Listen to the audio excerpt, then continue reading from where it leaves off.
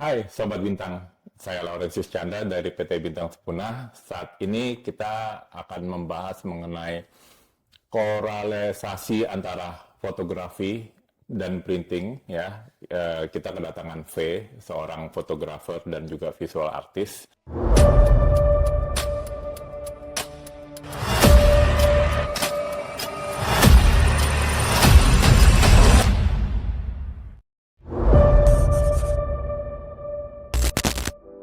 Welcome, Faye. Thank you.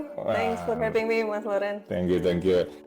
Nanti kita akan gali-gali lebih lagi ya mengenai siapa sih Faye sebenarnya gitu ya. Faye, sebelum kita mulai nanya-nanya, tadi kita sempat ngobrol, ternyata kita udah cukup lama ya.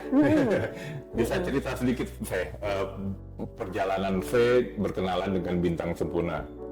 Yang aku ingat itu baru mulai intens itu 2018 itu. Sebelum berpameran dalam rangka persiapan pameran ke Taiwan. Itu. Nah, kayak baru kenal dirimu pas itu. Iya. Kayaknya gue masih culun-culun tuh. Si culun tuh. Iya, itu 2018. Nah, tapi sebelum itu ternyata memang aku udah pernah main ke sini juga.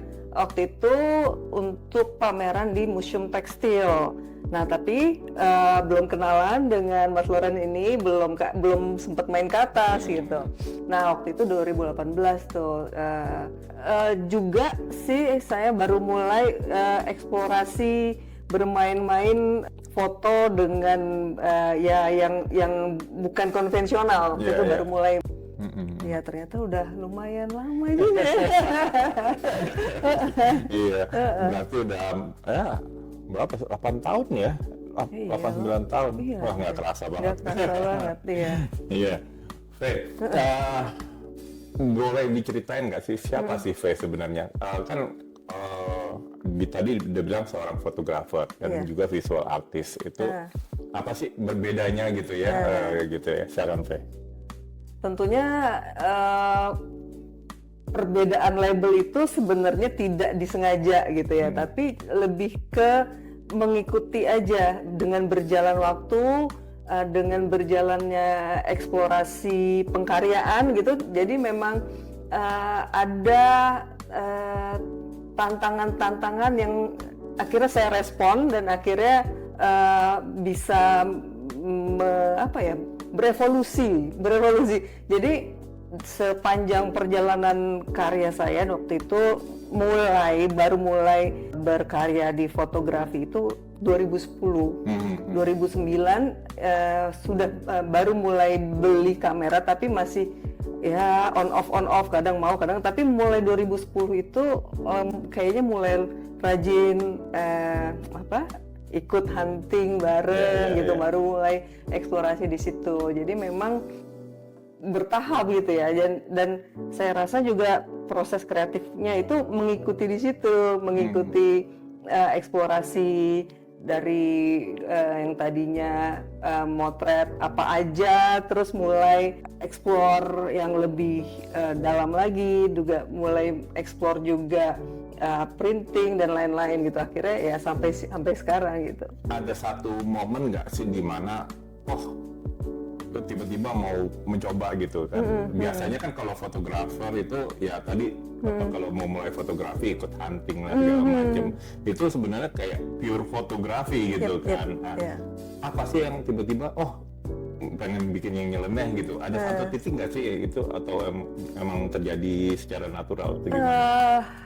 Gini, kalau saya sih kan namanya seneng nyoba gitu ya, nyoba hal baru gitu. Tapi memang proses kreatifnya tuh dari satu titik ke titik yang lain memang berubah, dan itu juga seiring dari tantangan yang saya terima, baik itu dari tantangan misalkan event apa gitu, atau tantangan yang saya coba menantang diri sendiri juga gitu. Jadi ini pun mempengaruhi pengkaryaan saya. Nah, jadi kalau saya pikir ya, itu kan namanya proses kreatif, dan saya mengalami itu perubahan. Jadi misalnya gini, waktu awal mulai nyemplung ke dunia fotografi, apa yang saya bilang dengan proses kreatif saya itu cuma satu, yaitu proses syuting. Jadi apa yang saya bilang saya mau syuting ya udah. Jadi saya mau berkarya itu sebatas di syuting. Nah, lalu seiring dengan berjalannya waktu ada lagi nih pengen lagi masa jepret doang, masa nggak dipercantik, masa nggak di edit sedikit. Nah, mulai lagi belajar Photoshop. Jadi mulai di situ ada 2 proses kreatif yang saya kerjakan, yaitu syuting dan editing. Nah, lalu mulai gitu kan cobain, tadi saya bilang hunting bareng atau apa, terus saya merasa nggak asik ya, nggak bisa ngatur model sendiri gitu, rebutan gitu kan, model di sini ya rebutan, nggak asik nih gitu. Mulai ada keinginan untuk bisa mengatur semuanya.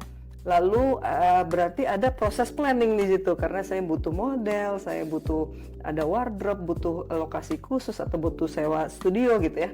Itu ada proses baru yang saya namakan itu proses planning.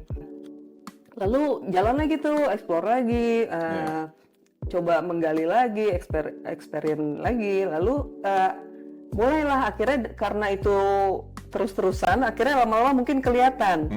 Karena kelihatan akhirnya ada tawaran untuk pameran. Nah, karena ada pameran berarti yang namanya proses kreatif ada yang baru lagi, yaitu printing. Jadi buat saya printing sendiri itu adalah proses kreatif tersendiri.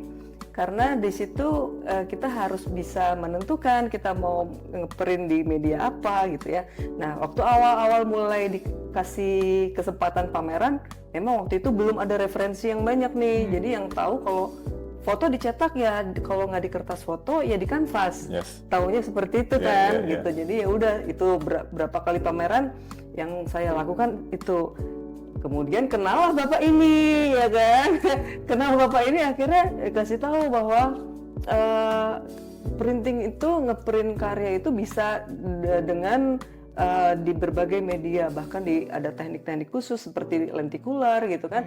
Wah, itu udah gitu ya, kayak wah ini ternyata bisa macam-macam ya gitu, baru tahu. Nah, itu explore lagi di situ. Jadi ada 4 tahapan proses kreatif, dari planning, shooting, editing, lalu printing. Setelah itu explore lagi, akhirnya juga mulai ada area yang tadinya saya belum bisa masuk, yaitu dunia seni rupa. Dunia seni rupa akhirnya bisa menerima saya di situ dengan beberapa kali ikut pameran dengan teman-teman seni perupa. Lalu karena konteksnya seni rupa, saya juga harus bisa mendobrak bahwa fotografi itu 2 dimensi yang harus ditaruh di dinding. Ternyata tidak bisa lebih dari itu juga gitu. Itu buat saya itu proses kreatif tersendiri tuh, karena saya harus memikirkan foto yang tadinya 2 dimensi bisa dimainkan di 3 dimensi dengan display yang variatif, dengan tata lampu yang juga bisa bervariatif. Akhirnya ada yang namanya displaying. Jadi sampai sekarang dalam 15 tahun berkarya, saya mengalami 5 evolusi proses kreatif. Luar biasa. Itu saya mungkin berhasil untuk mendobrak kotak ya. Biasanya kan seni itu dikotak-kotakan ya. Seni fotografi, seni rupa, seni asli, dan seni apapun itu dikotak-kotakan. Dan kamu ya mendobrak ya. Mendobrak koridor itu ya. Ya luar biasa, Fe. Nah, Fe, sebelumnya kan kita pernah bikin sesi juga, itu juga awal-awal banget ya, kita rekaman di sini. Nah, setelah itu kita ada bikin satu project yang istimewa menurut saya, itu yang recording.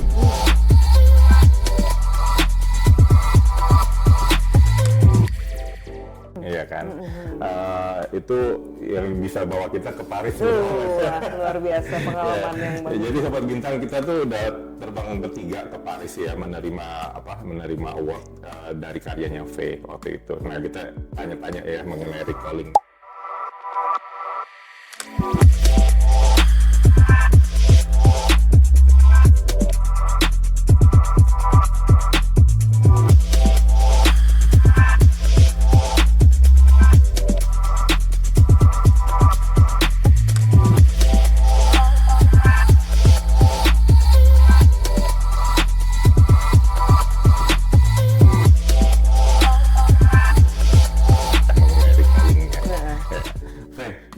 recalling konsepnya itu seperti apa sih, Fe, sebenarnya, Fe?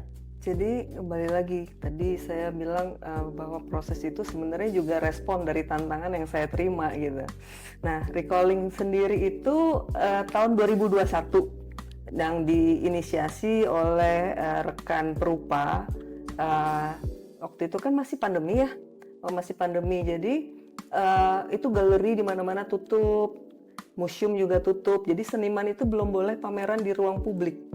Itu kan sedih ya gitu, yang biasanya pameran itu tiba-tiba berapa tahun kita nggak bisa pameran gitu. Teman-teman seniman merasa itu udah wah susah gitu ya. Lalu diinisiasi oleh salah satu rekan seniman, Miss William Robert. Dia punya ide bahwa seniman masih bisa berkarya kok, seniman masih bisa berpameran. Kalau nggak ada galeri, ya kita punya studio masing-masing yang bisa dijadikan galeri gitu. Itu idenya. Jadi beliau mengumpulkan 50 Perupa Jakarta yang terbagi di wilayah-wilayah utara segala macam, barat, timur dan lain-lain itu dikumpulkan gitu ya. Terus idenya adalah kita berpameran di studio masing-masing yang nantinya akan ada studio visit masing-masing mengapresiasi karya teman-teman gitu. Nah, waktu itu saya diajak gitu ya sebagai salah satu sebagai satu-satunya fotografer gitu. Terus nah kebetulan waktu itu pas juga mama lagi masa kritis. Jadi saya udah sempat nolak sebenarnya, Mas, saya nggak bisa kemana-mana loh, Mas, karena lagi jagain mama gitu, nggak bisa pergi-pergi juga, bahkan berkarya pun saya nggak bisa tinggal lama gitu karena harus gantian jaga gitu. Terus ya udah nggak apa-apa, Fe, karya-karya lama aja nggak apa-apa sih gitu. Yang penting saya coba main dulu aja ke studio kamu gitu. Datanglah dia ke studio, saya udah siapin beberapa karya lama ya yang ada gitu. Terus nah ternyata kan ada tanah kosong di belakang rumah yang nyambung gitu. Terus saya ajak ke atas, dia nyelonong aja ke belakang gitu, ngebelakang gitu kan. Terus Mas di atas, enggak saya mau lihat dulu gitu. Terus dia ngelihat memang ada tembok besar kosong di situ yang sebenarnya itu tembok tetangga gitu, karena sudah ada bangunannya. Tapi itu jadi area dan space kosong yang lumayan luas. Lalu jadi cuma lama ngelihat gitu nih. Kenapa ya nih orang gitu kalau ngeliatin tembok kosong? Gue deg-degan sebenarnya gitu. Terus dia bilang, Fe, kenapa nggak di sini? Dia bilang gitu. Kenapa nggak di sini? Gimana, Mas? Belum ada kan fotografi giant outdoor? Udah itu aja. Gue cuma bilang, aduh, iya juga sih gitu kan. Tapi gitu kan. Itu jadi nggak bisa apa ya namanya, nggak bisa diemin gitu juga gitu. Ide itu sih sebenarnya oke juga gitu kan. Aku pikir-pikir terus ya udah terus nah saya memberanikan diri ketemu Mas Loren waktu itu, berdiskusi dulu nih gimana kira-kira saya dapat tantangan ini gitu kan. Ingat ya? Ingat banget, udah mulai recalling lagi. Iya di situ saya ingat. Gimana ya kita mau bikin gini, gimana bisa nggak ya? Aduh apa aja gue juga kepikiran. Nah ya udah, akhirnya kita coba diskusi lagi. Terus saya pikirkan waktu itu kalau nggak salah 12 tahun saya berkarya, 12 tahun. Terus saya mikir kan banyak orang baik yang ngebantu saya sampai di titik itu gitu. Saya banyak dikasih kesempatan, banyak juga udah ya kemana-mana itu gara-gara fotografi. Sebenarnya satu bidang yang bukan secara formal saya pelajari gitu, tapi itu karena orang-orang baik yang di sekitar saya itu akhirnya saya bisa ya apa namanya bisa berkarya lah gitu kan. Jadi kepikiran itu sebenarnya konsep gratitude gitu. Jadi mau mengekspresikan aja rasa terima kasih itu ke orang-orang baik itu gitu. Jadi saya bikin suatu kolase memori yang menggambarkan perjalanan saya berkarya sampai saat itu. Idenya itu, nah cuman karena waktu itu saya juga lagi seneng belajar neuroscience, jadi memang dipengaruhi itu ada cabang ranting yang merepresentkan neurons di situ, dan juga ada memori-memori yang terfragmentasi kayak gitu. Nah, waktu itu juga saya memang lagi seneng juga kan, sempat beberapa sebelumnya sudah pakai lenticular. Nah, tapi memang lenticular itu kan apa ya, buat saya tuh dia dinamis ya, foto tapi tapi ada pergerakan, ada perubahan di situ kan. Itu jadi sesuatu yang eye catching banget gitu. Apalagi bisa sebesar itu, jadi orang tuh langsung melihat itu terperangah dulu gitu. Wah, kok berubah gitu. Kita pause sebentar ya, Faye. Mungkin saya jelaskan dulu ke Sobat Bintang ya mengenai lenticular. Lenticular adalah sebenarnya itu dari bahannya. Bahannya itu seperti akrilik. Saya boleh ambil sebentar. Oke, jadi ini karyanya Faye juga ya. Nanti kita tanya-tanya juga. Jadi bahannya ini seperti akrilik, tetapi dia ada lensnya, ya. Nah, inilah yang dinamakan lenticular, ya. Lenticular ada berbagai macam ukuran atau jenis. Ini seperti ini 25 LPI. 25 LPI itu artinya 25 lens per inch. Kalau misalnya DPI untuk di printing gitu kan dot per inch ya. Nah, ini lens per inch. Jadi 25 lens per inci. Nah, ada juga yang 100 LPI, which is berarti 100 lens per inch. Itu lebih tipis dia. Itu akan menentukan kehalusan atau kasaran gambar ya. Misalnya 25 lens per inch berarti dia itu agak kasar dan tujuannya hanya untuk jarak pandang sekitar 1,5 meter lebih. Kalau misalnya 100 LPI itu lebih halus ya, sehingga untuk jarak pandang 30 cm masih oke, masih tajam. Nah, gitu aja singkat mengenai lenticular biar teman-teman bisa paham juga. Oke, V, lanjut V. Nah, tantangannya V, 9x5 V, kita balik lagi. Itu ya. Jadi memang waktu itu kan kita memang udah, kita bikin nih gitu ya.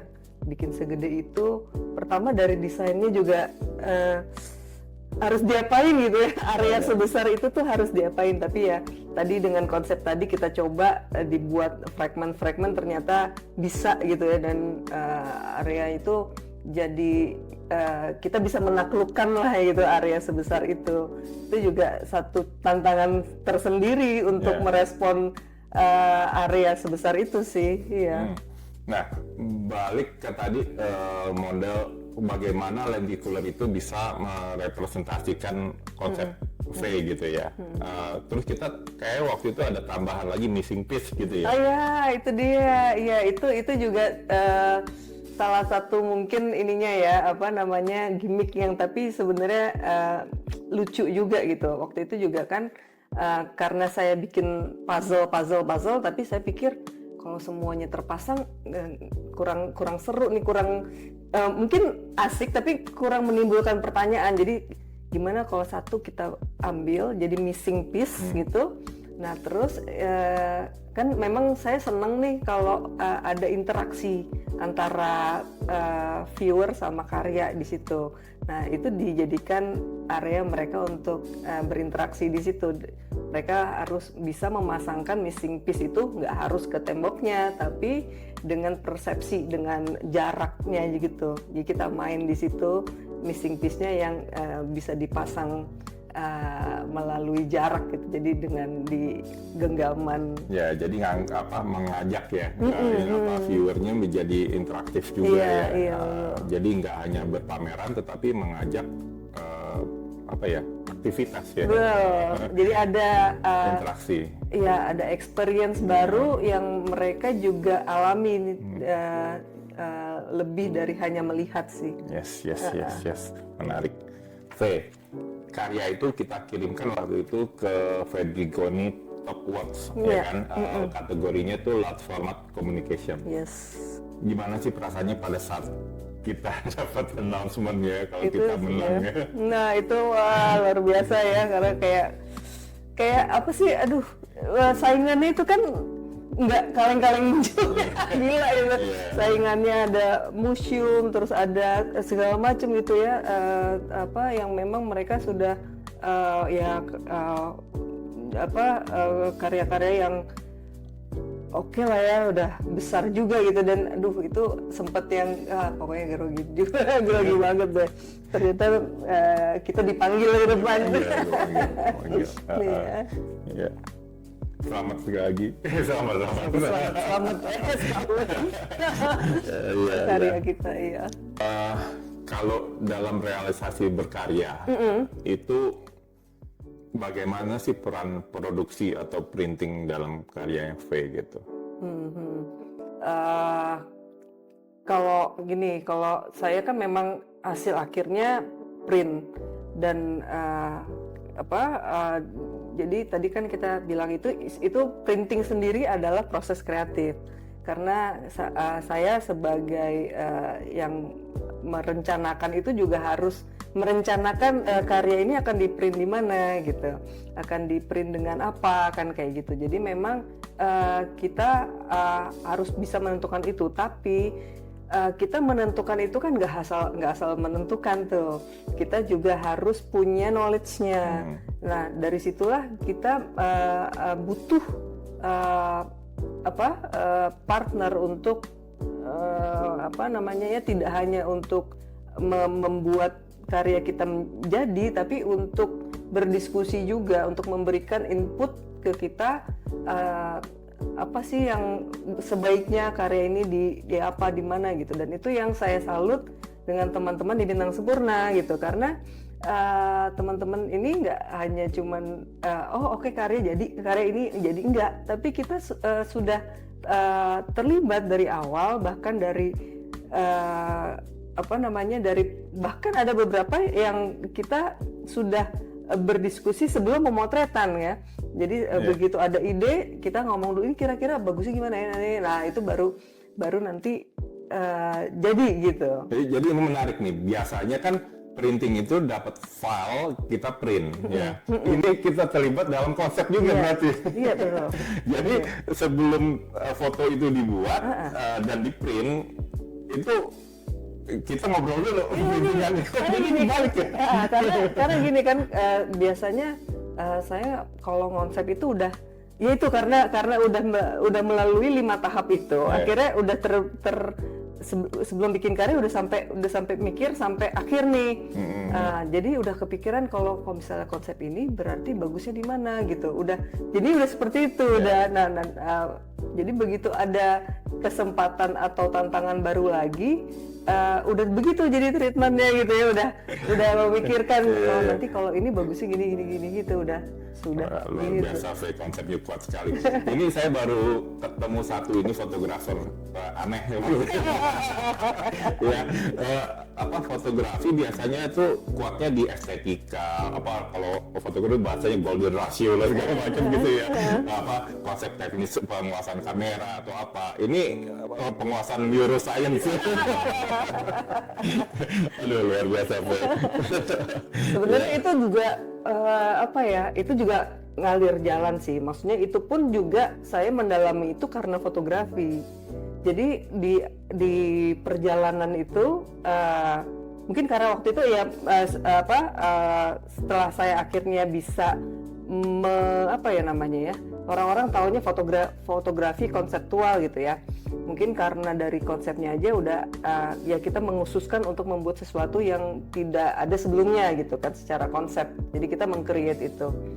Nah, mungkin karena tampilannya agak berbeda dari kebanyakan, jadi akhirnya kan apalagi waktu itu zaman-zamannya itu Facebook lagi booming untuk kalau ada acara share, akhirnya lama-lama orang melihat, dan mungkin dari segitu banyak yang mengupload karyanya, ada beberapa yang melihat kok ini aneh nih gitu. Akhirnya mulai ada permintaan dari teman-teman komunitas yang di luar Jakarta untuk saya untuk berbicara soal itu gitu. Jadi misalkan ada teman-teman komunitas fotografi Manado, mereka manggil saya untuk fotografi konseptual. Lalu ada komunitas fotografi Aceh, manggil juga ke sana. Lalu di Palu, manggil lagi. Di Padang, manggil lagi. Akhirnya lama-lama rame seperti itu. Akhirnya saya mikir juga kan, kalau saya udah ada kesempatan seperti itu, dan kebanyakan mereka inginnya sesuatu yang kreatif gitu ya. Jadi atas nama kreativitas gitu. Akhirnya saya sendiri jadi timbul pertanyaan, emangnya apa sih kreativitas itu gitu? Apa sih, kenapa orang pengen kreatif gitu? Masuk saya gitu kan, pengen lebih kreatif misalnya gitu. Akhirnya cari tahu soal itu, cari tahu tentang kreativitas gitu kan. Nah, gimana caranya untuk supaya lebih kreatif? Akhirnya ya ketemu neuroscience. Akhirnya. Nah, kita balik lagi, Faye. Yes. Menurut Faye, bagaimana sih peluang fotografi Indonesia bisa tampil di pasar global? Saya rasa kalau ngelihat dari teman-teman fotografer ya, mereka karyanya keren-keren loh, keren-keren, dan banyak yang sebenarnya udah banyak juga yang sudah mulai berkiprah di internasional juga ya. Ada teman-teman yang saya tahu juga banyak dapat award gitu, atau banyak pameran di luar gitu ya. Itu sih keren ya, dan menurut saya itu memang harus, kita nggak bisa berkarya sendiri gitu ya. Memang harusnya lebih digebrak-gebrak lagi biar banyak yang lebih bisa berkarya sampai kemana-mana gitu ya. Jadi memang harus berkarya aja dulu, bukan harus berkarya gitu ya. Jadi nggak mungkin kita dapat kesempatan kalau kitanya nggak berkarya juga gitu.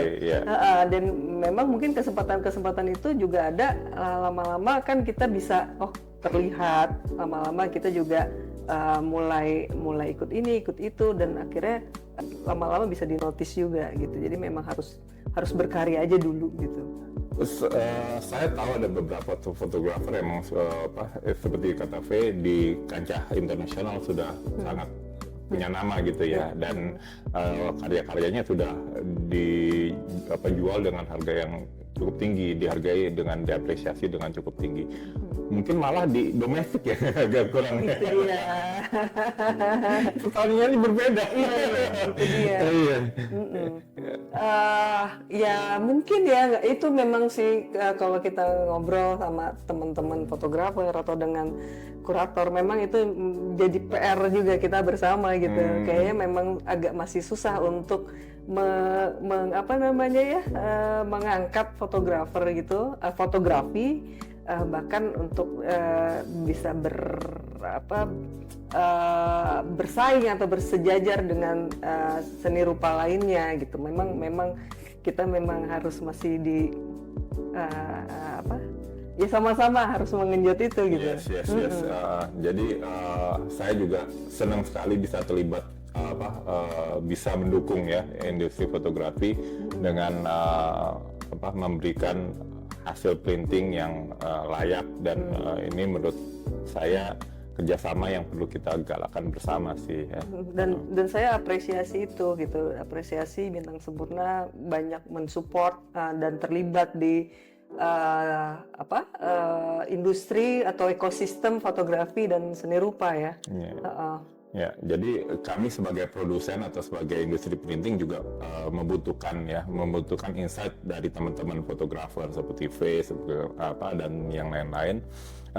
Setiap individu punya karakter atau spesialisasi masing-masing, dan tentunya kami Bintang Sempurna juga membutuhkan masukan, ya kan, kira-kira butuhnya seperti apa gitu kan, apa yang bisa kami tawarkan gitu ya. Inilah bagaimana kerjasama antara artis dan produsen itu terjadi, dan ini sudah kita lakukan selama 8 tahun.